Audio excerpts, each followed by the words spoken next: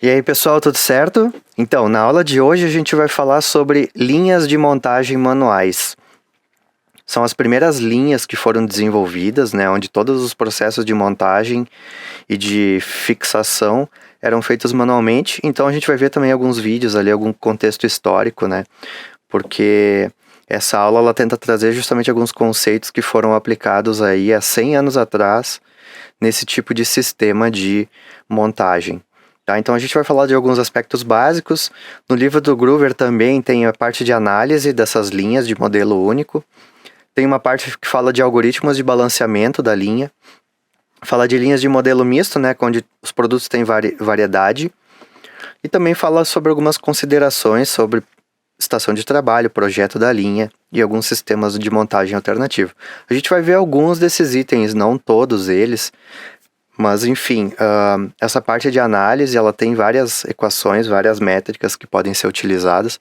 Então a gente vai dar uma olhada mais superficial mesmo para entender o contexto do surgimento das linhas de montagem manuais, também a importância delas e as aplicações que a gente tem hoje ainda desse tipo de sistema. Então, bom, primeiro uma definição do que é uma linha de montagem manual, pessoal. Basicamente, é uma sequência de estações. Lembro vocês que uma estação quer dizer que é um ponto do processo onde uma determinada operação bem definida é feita, tá, por um ou mais operadores. Ou seja, uma linha, na verdade, é um conjunto de estações que vão fazer diversas tarefas diferentes. Então, a linha em si é uma sequência dessas estações, onde as etapas de montagem, no caso, são feitas por trabalhadores humanos à medida que o produto se move. Então, aqui tem um exemplo da linha, né? Tem uma esteira, o produto está passando aqui e cada operador ali faz uma tarefa bem definida, né, na sua estação de trabalho. Bom, que tipo de produto a gente vai ter numa linha de montagem manual, pessoal? Geralmente são produtos semelhantes, ou seja, sem variedade, ou com uma variedade muito pequena, variedade de cor, alguma variedade de algum componente externo, mas em geral, assim, é pouquíssima variedade, tá? Demanda média ou alta, são produtos que precisam ser produzidos em grandes quantidades. Geralmente, como é uma linha de montagem manual, a gente está falando de montagem, então a gente está unindo vários componentes eletrônicos, geralmente, né? Ou vários componentes diferentes para fazer essa montagem. O trabalho é dividido em tarefas pequenas, ou seja, cada trabalhador na sua estação vai fazer uma tarefa muito simples. Por exemplo, um vai colar uma pecinha na outra, outro vai fazer o encaixe de uma pecinha na outra. Outro, por exemplo, vai pegar o celular aqui, vai acoplar ele num plug de fone de ouvido e testar se está saindo música. Então, cada um tem a sua tarefa bem definidinha. Outra característica da linha de montagem manual é que são tarefas bem difíceis de automatizar, uma vez que elas geralmente vão exigir uma destreza manual muito grande, muito específica, e ao mesmo tempo uma inspeção, onde o próprio operador que está na estação ele vai ter que ver se esse produto está funcionando corretamente, vai ter que validar, vai ter que ver se a qualidade está ok ali quando o produto chega na estação dele. Então são tarefas mais difíceis de automatizar, e justamente como eu falei, dá para fazer uma própria inspeção ao longo da montagem. Então, à medida que tu vai montando o produto, tu já vai inspecionando, tentando identificar defeitos para tentar corrigir. Então, aqui tem um exemplo, né, uma formalização do que poderia ser uma representação conceitual de uma linha de montagem. Basicamente, a gente vai ter aqui, ó, várias estações, onde em cada estação existe uma operação sendo feita, então N estações. O que a gente vê aqui, né, cada estação com o seu operador. Os produtos entram numa base, entram tipo num componente específico, né, geralmente um chassi, vão passando através de uma esteira e cada operador pega na esteira um dos produtos aqui, faz a sua operação e passa adiante, né? Então a gente vê aqui que para cada estação também tem um certo estoque de componentes que ele vai usar para ir adicionando então nessa montagem que está sendo feita na linha. E no final da linha sai a montagem pronta, tá? Então essa montagem ela vai ocorrer ao longo da linha, em cada estação uma porção do trabalho é executado no produto, né? Então um pouquinho é feito em cada estação. E geralmente a gente vai ter então essa ideia da peça base, né? Que é essa peça que é lançada no início da linha periodicamente, dentro de um tempo de ciclo ideal que a gente quer atingir. Então aqui nessa linha a gente vai largando em cima dessa linha, periodicamente uma base, uma peça base, né, que vai ser processada. Então se a gente consegue largar a um ritmo fixo aqui, né, no intervalo periódico, essas bases, e se essas estações dão conta de produzir sem criar gargalos aqui, sem acumular, a gente vai conseguir manter o ritmo de saída da linha também igual ao ritmo de entrada, né? Então a gente consegue ditar o ritmo pelas peças que a gente está colocando aqui. Claro, se essa linha e as tarefas e as estações estão bem balanceadas e não criam gargalos, tá? Beleza. Por que usar essas linhas, então? Primeiro, pelo conceito de especialização do trabalho, que a gente vai falar um pouquinho mais disso depois.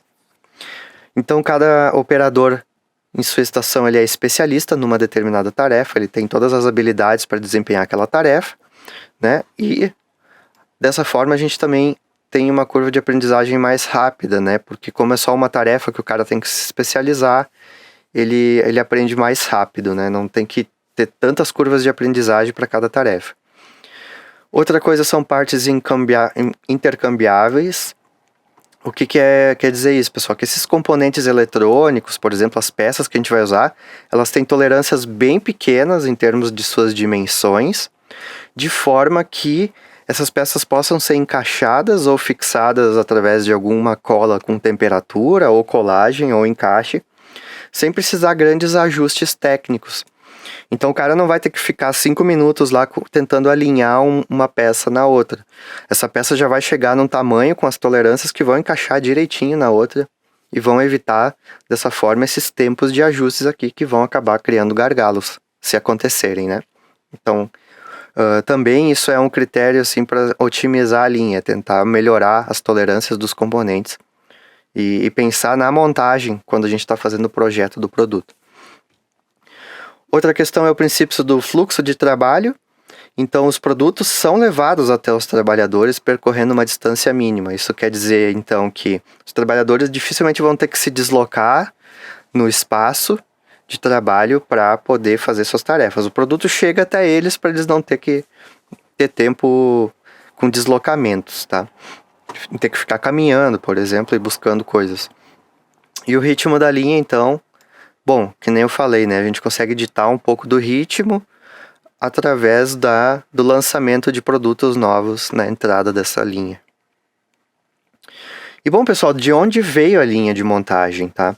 Bom, em 1911, o Frederick Taylor, ele prestava consultoria nas indústrias, parte de administração e gestão, de management, e ele lançou em 1911 o livro Princípios da Administração Científica, onde ele tentou trazer vários princípios de metodologia científica e aplicar a metodologia científica na administração da empresa, no sentido de tentar racionalizar a produção, levantar equações, levantar tempos, fazer medição de tempo e analisar os métodos que estão sendo usados para produção, para gestão, propor melhorias nesses métodos, aplicar, medir, né? Então ele tentou trazer um pouco dessa filosofia científica para dentro da administração. Outro conceito que ele trouxe nessas ideias que ele viu era a divisão de tarefas, ou seja, tarefas especializadas e repetitivas. Com isso, então, né, isso aqui se tornou um dos conceitos mais principais para a linha de montagem manual, né? Justamente porque o produto ou a montagem que tinha que ser feita foi dividida em várias tarefas especializadas e repetitivas. Outra coisa que ele trouxe de conceitos, né, que é até aplicado até hoje, é a questão da supervisão e hierarquização. Ou seja, a gente tem alguns supervisores, tem coordenadores, né, tem uma hierarquia de trabalho ali que tenta ajudar a organizar e dividir as tarefas, né?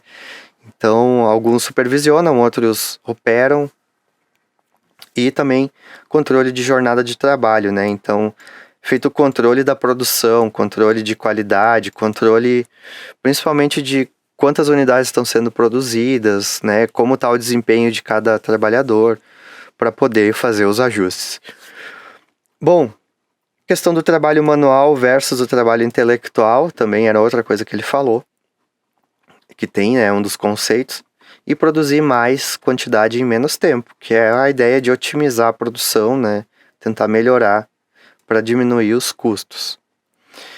E, bom, esses conceitos, depois eles foram aplicados, né, na ideia do Fordismo, no conceito de Fordismo, pelo Henry Ford, que foi o fundador da Ford, né, da companhia de veículos.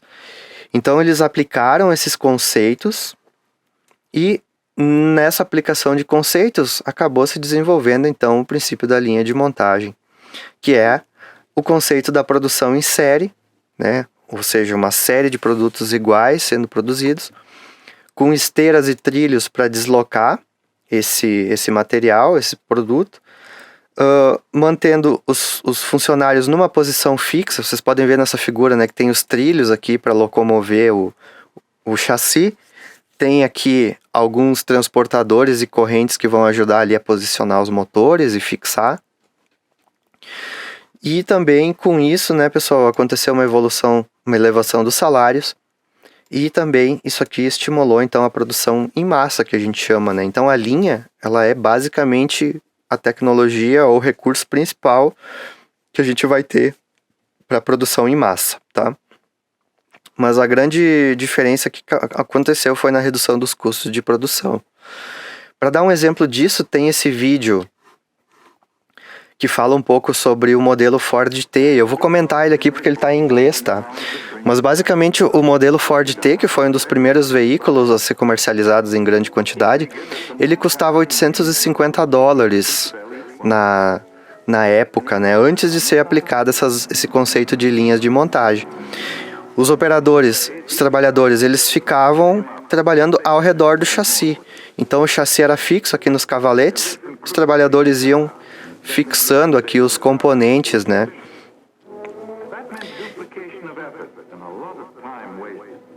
E havia um desperdício grande de tempo, porque as peças tinham que ser trazidas até eles tinham que esperar. E também não tinha, né, um fluxo, porque o carro estava ali, depois tinha que ser retirado dali. E haviam as equipes de trabalho, algumas equipes produziam mais que outras, então era bem desbalanceado. E se eu não me engano, no vídeo ele comenta que levava até 14 horas para um carro ficar pronto. Então tinha esse layout fixo, né, que a gente falou, essa ideia do layout fixo. Então eles tentaram fazer diferente, ó. Para fazer um teste, eles fixaram o chassi numa corda, alguém foi puxando e os trabalhadores então ficavam em algumas posições específicas, instalavam as peças que eles tinham que instalar na tarefa deles, né, na divisão das tarefas. E depois eles começaram a cronometrar justamente esse processo todo de montagem para identificar os aspectos que poderiam ser melhorados e até o fluxo, né, das tarefas, de forma que uma tarefa não bloqueasse a outra. Então eles foram melhorando, né, melhorando esse processo. Aqui então já mostra os trilhos, né, então alguém empurrava o veículo, uma equipe montava, né, uma determinada parte ali do veículo. Isso é mais ou menos o que a gente tem até hoje, né, nas linhas modernas aí de produção de veículos, né. O veículo segue um trilho, o chassi fica num trilho e os trabalhadores vão fazendo. O que mais foi feito, esse mesmo conceito foi aplicado para submontagens, pessoal, que são montagens de alguns componentes que vão ser fixados no veículo principal. Então, por exemplo, caixa de embreagem, o próprio motor, né, esses outros sistemas menores que têm que ser fixados, eles também eram montados e fixados e passados, né, de um trabalhador para o outro. Então a gente vê também aqui, né, que eles começaram a aplicar alguns tipos de esteiras e outros trilhos, transportadores, para linkar um setor ao outro, né? Então um setor levava as esteiras levavam até o outro setor, e isso foi aumentando o volume, né, de produção também, foi aumentando a capacidade. A gente pode ver o uso dos trilhos, dos vários tipos de transportadores, dependendo do peso, da massa, do volume, né?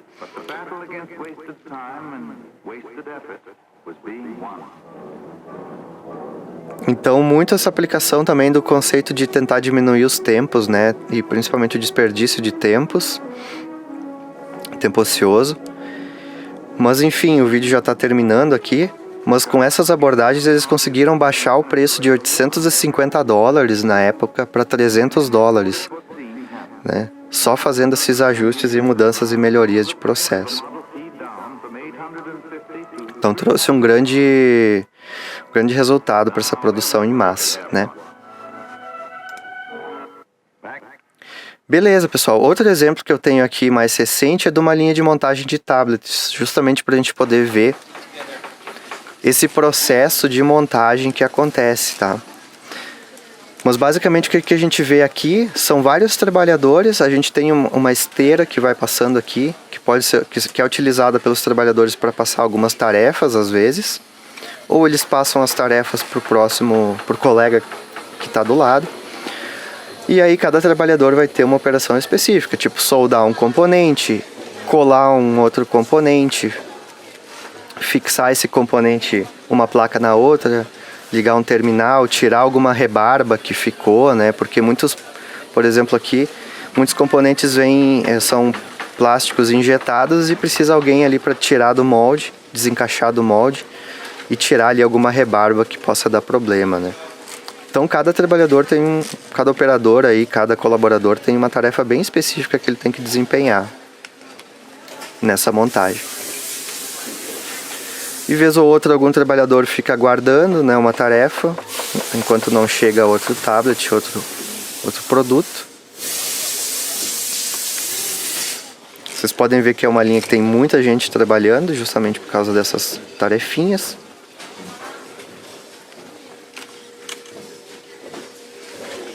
E alguns já vão fazendo uma inspeção, alguns testes, né?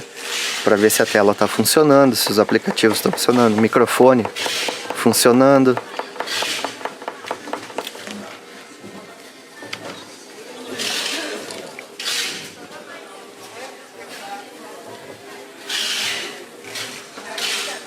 E por aí vai, né, pessoal? Mas a gente vê aqui esse sistema todo, né?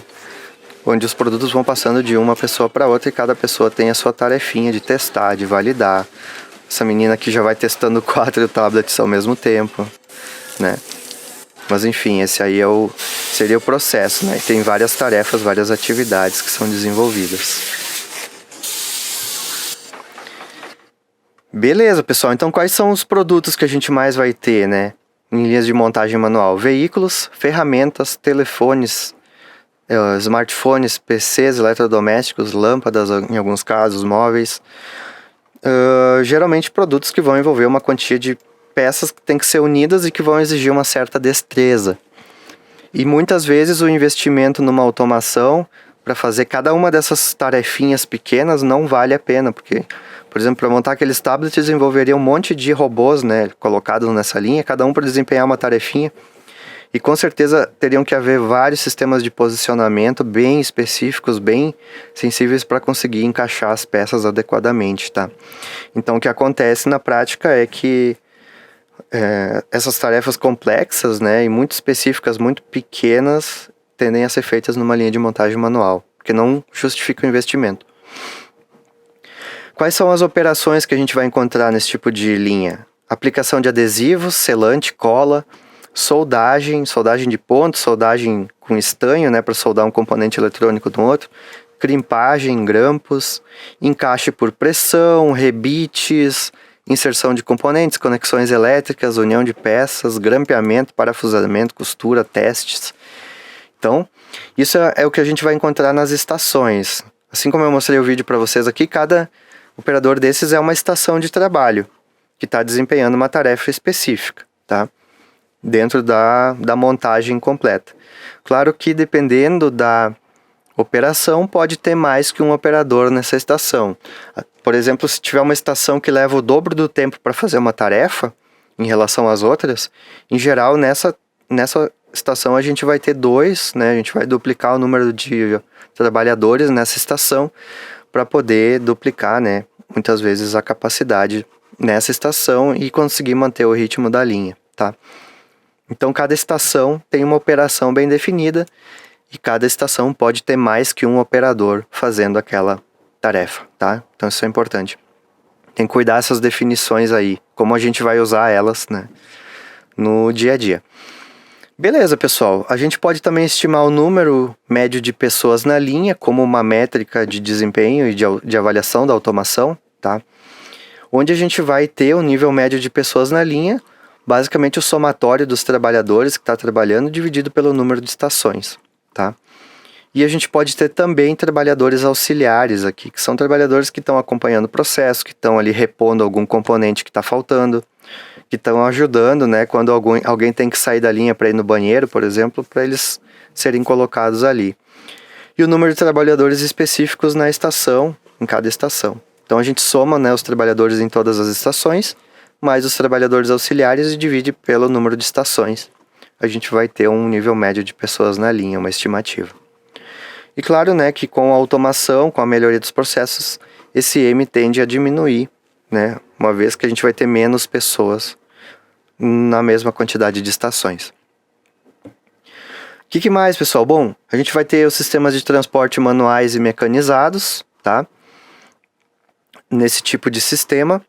Geralmente são de roteamento fixo, uma vez que a linha é pensada por produto específico, né? Então não tem muitas diferenças de rotas. E basicamente nos sistemas que vão ter transporte manual, o trabalhador que é responsável por mover o produto. Então, o trabalhador que vai passar o produto para a próxima estação, né? Então, geralmente os trabalhadores estão bem próximos um do outro. E os trabalhadores podem mover unidade por unidade ou podem mover um lote. Ou seja, tu vai ter uma caixinha com todos os produtos que estão chegando e uma caixinha com todos os produtos ou com uma determinada quantidade que está saindo da tua estação. E tu vai trabalhar em cima dessas unidades, vai preencher uma caixinha e vai passar esse lote, né, essa caixa para a próxima estação. Ou vocês vão passar, né, um por um. A questão do sistema de transporte manual, pessoal, é que ele vai trazer alguns problemas. Primeiro que algumas estações vão ficar ociosas, porque alguma estação é geralmente mais rápida que a outra, ela vai ficar esperando alguma unidade chegar. Algumas estações podem estar obstruídas e não conseguem passar o trabalho adiante, pode dar algum problema, pode ter uma ferramenta com defeito, tá? Ou pode ter alguma coisa que obrigou a parar ali a estação de trabalhar por um tempo, e aí acabou obstruindo as outras, tanto as antes e as depois, né? E o principal problema é que em transporte manual a gente não tem ritmo de produção, então, por causa justamente dessas várias situações. Então, uma das soluções é usar buffers entre as estações, justamente para diminuir a variabilidade. Só que isso pode resultar num WIP significativo, né? Trabalho em processo, ou work in progress, que é aquele produto que está em processamento, mas não está pronto ainda, né? E quanto mais a gente tem num sistema de manufatura WIP, mais quer dizer que a gente não está tendo um desempenho econômico adequado, porque a gente tem muito produto parado na linha que não está pronto, né? E não está sendo processado. Então isso é o work in progress que a gente fala aqui. E bom, pessoal, então o que vai se tentar é sempre usar transporte mecanizado. Contínuo, síncrono ou assíncrono, tá? O que quer dizer cada um deles? O transporte contínuo basicamente é o que a gente viu ali nesse exemplo da Ford, ou em algum sistema que tem uma esteira com motor, onde o produto vai estar a uma velocidade constante passando e cada estação vai ter um espaço físico ali que ela vai poder realizar suas operações. Então o produto está chegando, o cara pega ali, fixa alguma coisa, acopla alguma coisa, aperta um parafuso e, bom, já chegou na próxima estação. Mas o produto tem uma velocidade contínua, tá? No transportador. Então esses itens vão ser fixados no transportador, geralmente um chassi, né, com alguma coisa, e alguns itens vão ser removidos do transportador para fazer uma operação e colocados de volta. Então essa é uma opção, tá? Que vai ser em geral uma das mais usadas. Outra opção é o transporte síncrono, ou seja, tem uma certa sincronia de tempo e distância entre essas estações. Então esse produto ele vai ter uma velocidade, ou seja, ele vai sair de um ponto com uma velocidade constante e aqui ele para. E aí, depois de algum tempo, ele sai daqui e vem para essa estação e para. Ou seja, todos esses produtos que estão passando na linha, todos eles andam juntos e param juntos, né? Então eles andam até uma estação, todo mundo para. Vão até a próxima estação, todo mundo para, tá? Então todos os produtos, no caso essas bolinhas vermelhas, representam 3 produtos, tá? Então os 3 andam síncronos, tá? Então é uma abordagem também que pode existir em alguns sistemas, que é esse movimento simultâneo entre todas as estações, que é chamado de stop and go. Ele não vai ser muito usado porque ele define um tempo limite, né? Bom, se está tudo síncrono, tem um tempo limite para as tarefas. Só que daí, dependendo de alguma situação, pessoal, algumas tarefas elas vão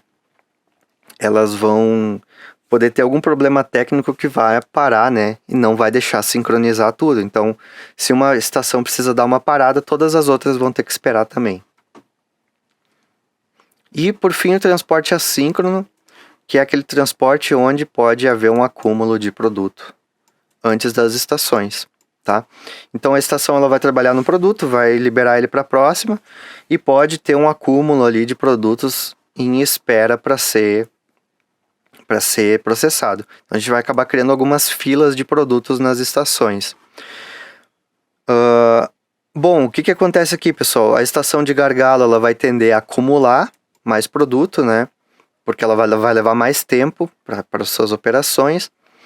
Então, a gente consegue, com esse sistema, fazer com que cada estação mantenha o seu próprio ritmo, consiga lidar com algum tipo de variação na montagem e ter um mínimo de acúmulo aqui para poder manter uma estabilidade na saída dessa linha, um ritmo, um tempo de ciclo de saída aqui mais constante, tá? Mas claro que se a gente começa a ter muito acúmulo de produto, a gente precisa trabalhar no sentido de tentar entender por que está tendo um gargalo aqui e como a gente pode tentar resolver esse gargalo, beleza? Então, bom, pessoal, para cada um dos sistemas de transporte que eu falei, a gente vai ter algumas tecnologias de transportadores. Então, quando o transporte é contínuo, né, o produto está com velocidade constante, geralmente a gente vai usar algum transportador aéreo de correntes, tipo aquele que a gente viu no vídeo da Ford ali, onde a gente tem aquelas correntes que levam os motores. Esteiras e roletes também a gente vai encontrar. Para o transporte síncrono, pessoal, a gente vai encontrar mais isso em mecanismos rotativos. Então, a gente vai ver um pouco mais isso aqui em linhas de montagem automatizadas, tá? E por fim, o transporte assíncrono que a gente vai usar carros em trilhos, AGVs e sistemas aéreos motorizados e livres também, né? Que conseguem fazer, então, ficar ali com, por exemplo, num transportador aéreo de corrente com vários produtos esperando para serem processados, né? Em cima de uma espécie de depósito, alguma coisa desse tipo. Beleza, pessoal, quanto ao ritmo das linhas, tá? As linhas vão operar então em tempos de ciclo, esse geralmente vai ser a métrica que a gente vai usar para medir, assim como eu falei na aula de métricas de produção. E na média, então, cada trabalhador tem que completar a sua tarefa dentro do tempo de ciclo de saída da linha, né? Lembra lá que a gente sempre media o tempo de ciclo na saída e que ele era basicamente o tempo da estação gargalo mais um tempo de deslocamento. Então, cada trabalhador nessa linha, cada estação, a gente vai tentar fazer com que as suas operações elas tenham aproximadamente o tempo de ciclo, para poder manter o ritmo e evitar gargalos. Ou seja, cada estaçãozinha aqui, nós vamos tentar fazer com que ela... Opa, deixa eu só botar de volta aqui. Figura. Com que cada estação tenha um tempo de ciclo dentro dela muito parecido com os outros, para evitar justamente gargalos, né? Então todas elas a gente vai tentar especializar e quebrar essas operações de montagem de forma a manter um tempo de ciclo parecido em cada estação, né? O tempo para desenvolver aquela tarefa em cada estação.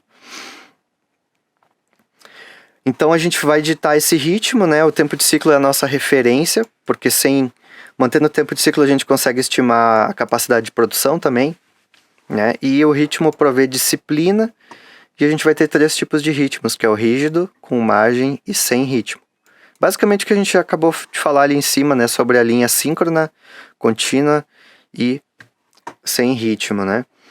Num ritmo rígido, cada trabalhador tem que atender a sua tarefa dentro do tempo de ciclo. Então, quando a gente quiser forçar um ritmo rígido, a gente vai usar transporte síncrono. Só que ele vai ser bem desejado, esse ritmo rígido, porque ele é incompatível com a variabilidade humana, ele causa estresse emocional e físico, e a gente pode ter unidades de trabalho incompletas quando a gente não conseguir atender o tempo. Então, se alguém atrasar, a sua operação vai causar um produto incompleto. Isso é óbvio que a gente não vai querer que aconteça, né? Então, o ritmo rígido dificilmente vai ser atingido. Ele vai ser o ideal, assim, que a gente vai tentar chegar nele, porém, dificilmente ele vai ser atingido, porque não vai conseguir lidar com variabilidade, tá? Já o ritmo com margem, cada trabalhador vai ter um limite superior de tempo para fazer sua tarefa, tá? Então, o tempo médio da tarefa vai ter que ser equilibrado com o tempo de ciclo, ou seja, em cada estação, né, que nem eu falei, tem que equilibrar o tempo de ciclo com o tempo da tarefa, tem que organizar a tarefa de modo que ela consiga ser desenvolvida dentro do tempo de ciclo. Lembra, né, que essas várias tarefas acontecem em paralelo na linha, né? E a estação de gargalo é justamente a que tem o tempo maior, então a gente vai ter que trabalhar nela para equilibrar ela com os tempos das outras.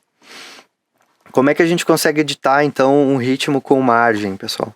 Colocando filas entre as estações, usando o transporte assíncrono, dando um tempo de tolerância maior que o tempo de ciclo, através do transporte contínuo.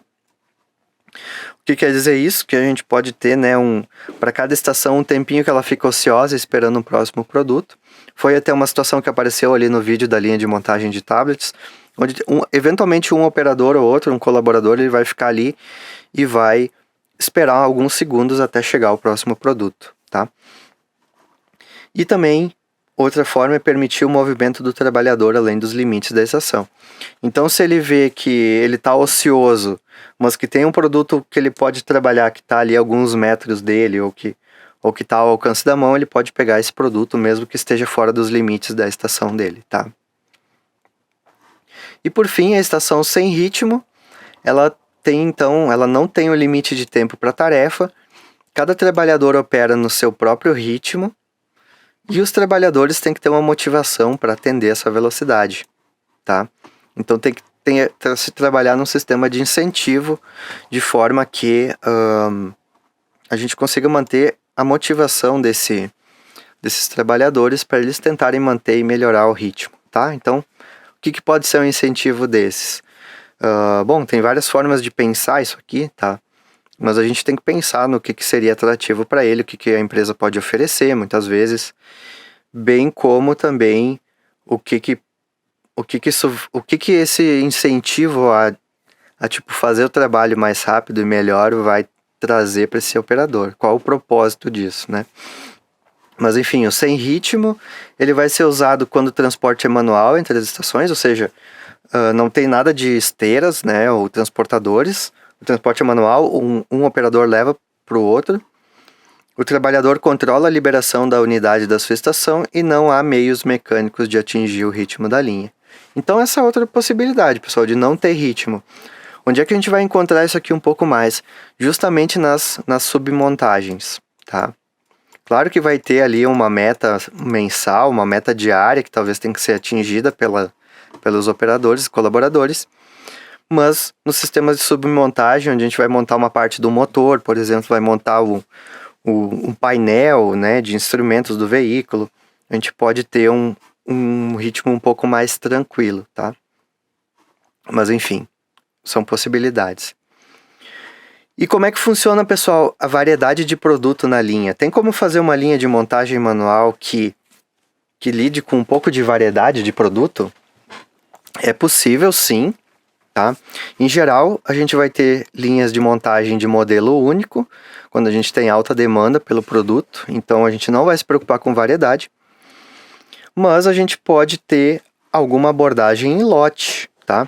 Então, por exemplo, ali naquela linha de tablets da China, daqui a pouco, no outro dia, poderia ser montado smartphones.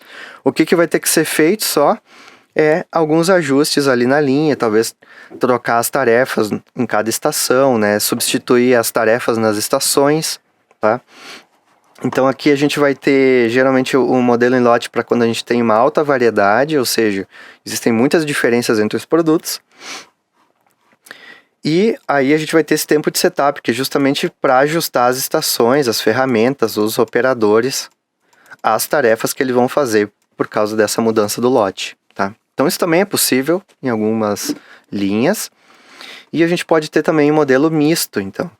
O modelo misto quer dizer que a gente não está trabalhando em lote. Cada produto vem diferente. O próximo produto pode ser um pouco diferente do anterior que a estação tinha recebido. Então aqui a gente chama de variedade soft. Isso quer dizer que alguns componentes vão ser diferentes. Eventualmente vai ter um parafuso a mais ou a menos para apertar. Eventualmente vai ter que colar um componente ou substituir um chip, né, uma plaquinha específica no hardware. Então aqui a gente não tem tempo de setup, mas os operadores têm que estar preparados para lidar com essa variedade, identificar o produto, né, e para não ocorrer nenhum tipo de troca de componente. Então a gente também consegue lidar com variedade até certo ponto, tá?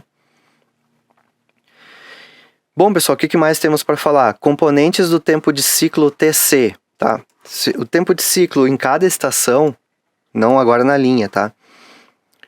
Geralmente ele vai ser dado por um tempo de posicionamento. Então, olhando cada operação, né? Cada operador aqui trabalhando na sua estação. Qual é o tempo total para ele desempenhar uma tarefa nesse produto? Um tempo de reposicionamento, onde ele vai pegar esse produto, posicionar ele ali no espaço de trabalho dele, e mais um tempo para fazer o serviço, né? Para fazer esse trabalho. Então, o TR aqui embaixo, o TSI aqui em cima. E aqui a gente pode ter, pessoal, um tempo que ele vai ficar ocioso, em função da sincronia ou não dessa linha. Mas olha o que a gente vê aqui em geral, que o tempo que o produto vai ficar em cada estação, que a gente vai chamar de TC também aqui, uma vez que na linha, né, a gente vai tentar sempre manter um TC muito parecido em cada estação, geralmente vai ter então um tempo de reposicionamento, tempo de operação, né, ou de fazer a tarefa, e um tempo ocioso.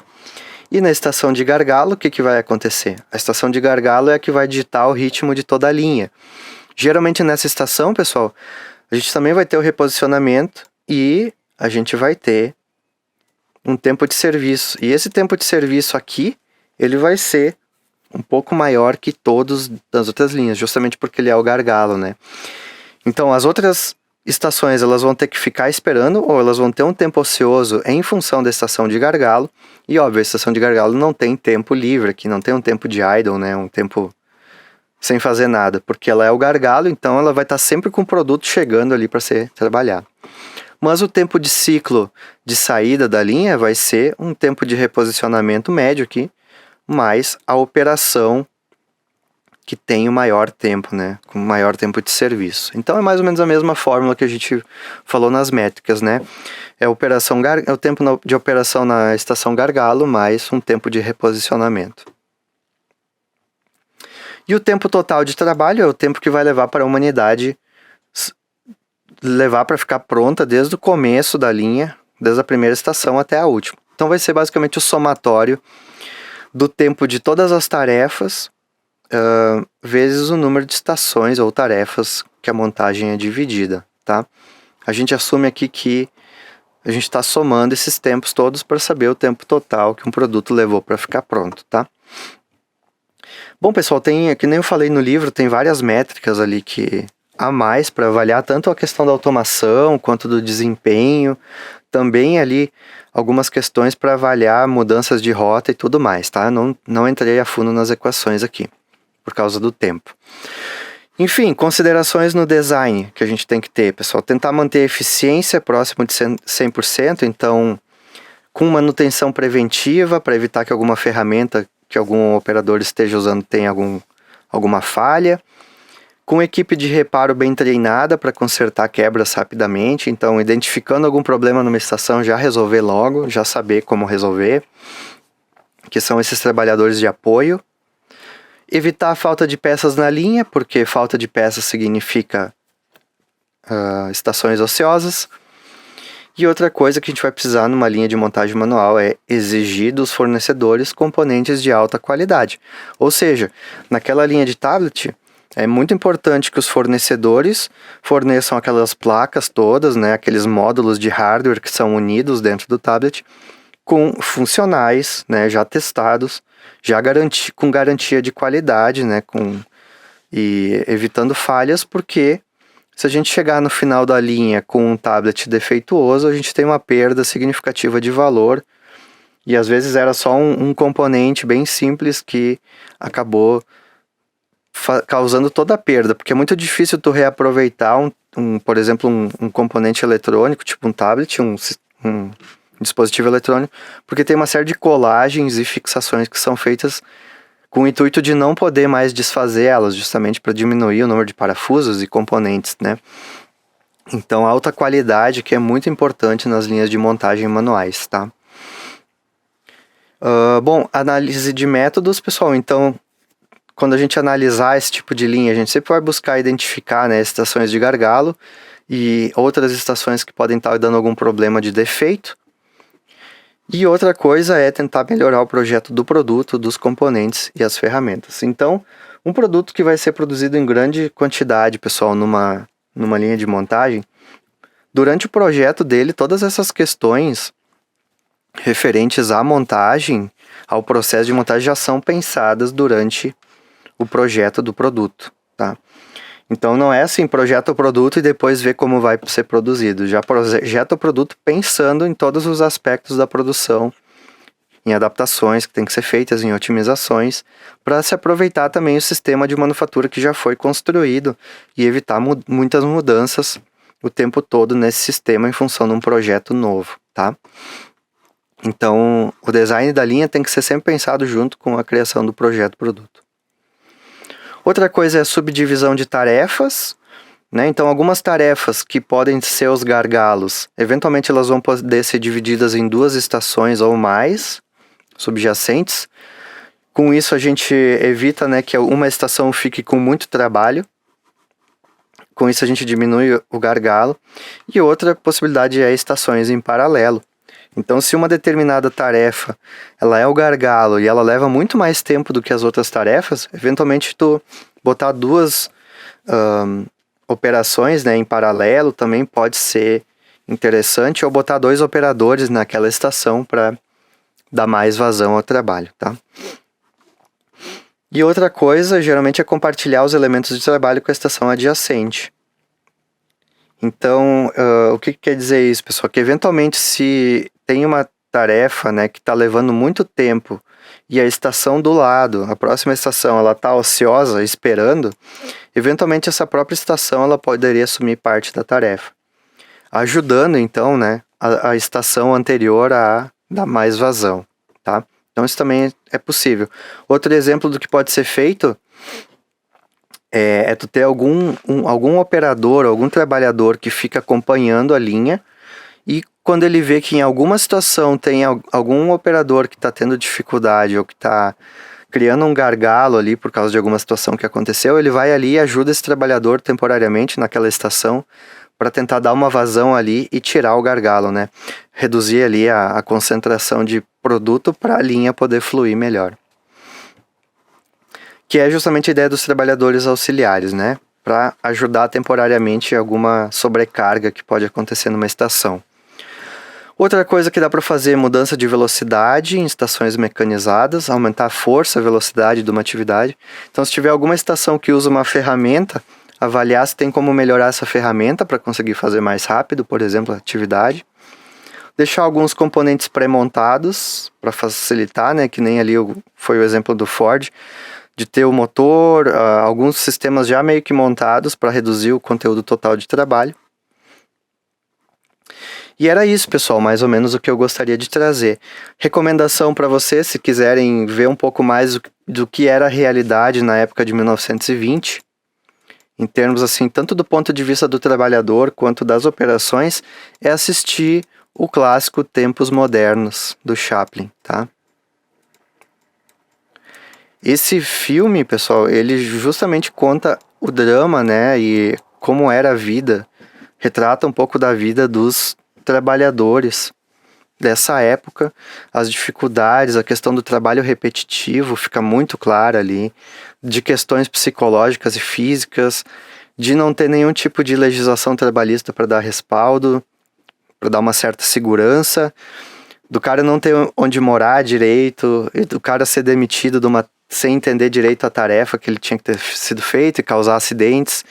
Então, é uma aula de história muito bonita sobre esse momento da revolução da indústria, né, que foi nessa época de 1920, e de muitas das coisas que hoje a gente tenta buscar melhorar nos processos de automação, beleza? Então, eu super recomendo esse filme,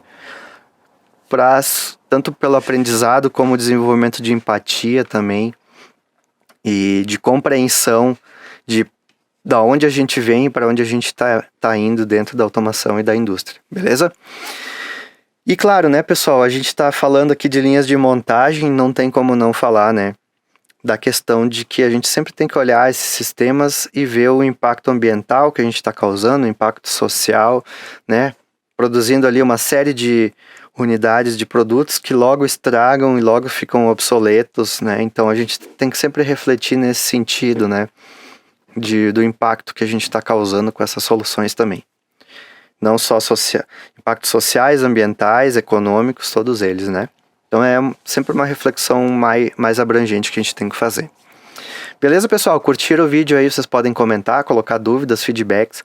Se tiverem algum vídeo, algum filme que vocês recomendam também relacionado a esses temas da produção, vocês podem colocar aí. É sempre uma alegria receber um comentário. Curtam, compartilhem o canal e os materiais complementares estão na página pessoal aqui. Beleza, pessoal? Um abraço e até a próxima.